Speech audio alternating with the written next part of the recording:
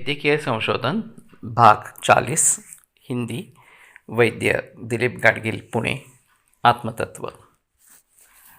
तो मैं आत्मतत्व के बारे में बात कर रहा था। वास्तव में ऐसा है कि आत्मतत्व के बिना जीवन ही नहीं है।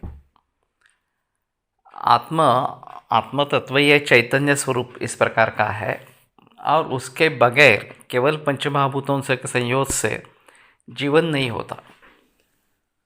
तो उसका प्रवेश होना बहुत जरूरी इस प्रकार का होता है और वो होने के बाद ही सजीव की निर्मित होती है।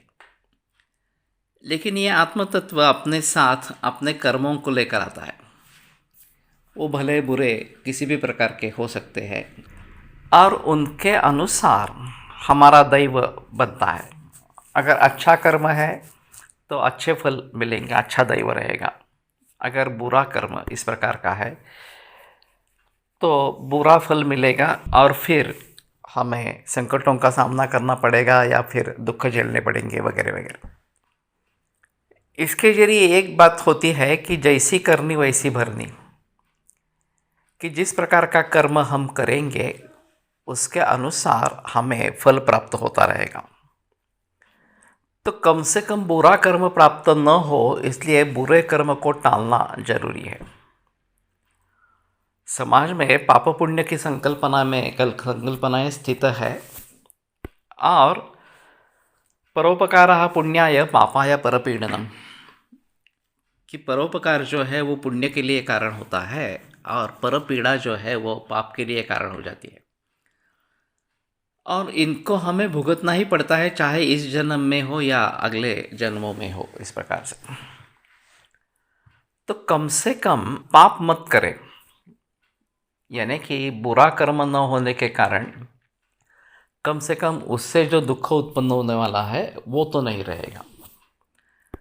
अगर हम अच्छा कर्म करते हैं, परोपकार करते हैं, तो फिर पुण्य प्राप्त होगा। उसका अच्छा फल इस जन्म में नहीं तो अगले जन्मों में तो हमें मिलेगा इस प्रकार से। और ये समाज धारणा के लिए बहुत आवश्यक इस प्रकार का है। वैसे सामान्यतः सभी लोग स्वार्थी होते हैं कि मुझे किससे फ़ायदा मिलने वाला है वो मैं करूँगा।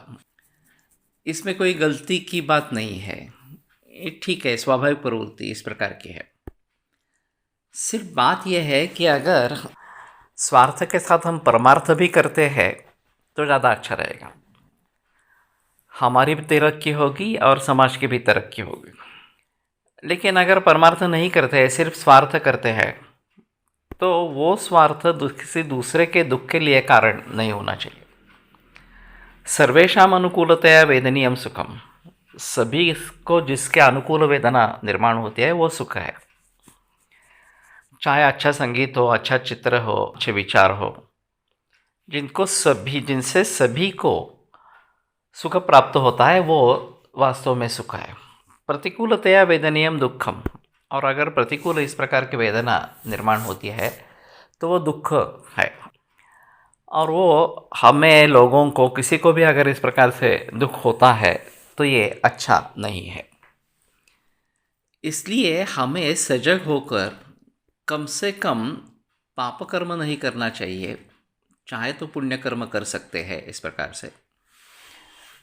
और इसके जरिए अगला जन्म हमें अच्छा इस प्रकार का आएगा, हमारा दैव अच्छा रहेगा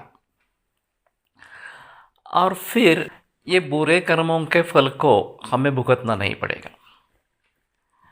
और यही चीज़ समाज धारणा के लिए महत्वपूर्ण होती है। अपने आप से अच्छा कर्म करने वाले लोग कम रहेंगे, स्वार्थ का त्याग करके भी परार्थ के लिए काम करने वाले लोग और भी कम रहेंगे। लेकिन स्वार्थ दूसरे किसी को पीड़ा न देने वाला इस प्रकार का हो तो भी ठीक है, लेकिन खुद को कुछ प्राप्त नहीं होने वाला, सिर्फ दूसरों को पीड़ा देनी है, ये तो बिल्कुल गलत इस प्रकार की बात है। तो इसको सभी को ध्यान में रखना है और आत्मतत्व को अच्छी तरीके से समझना है।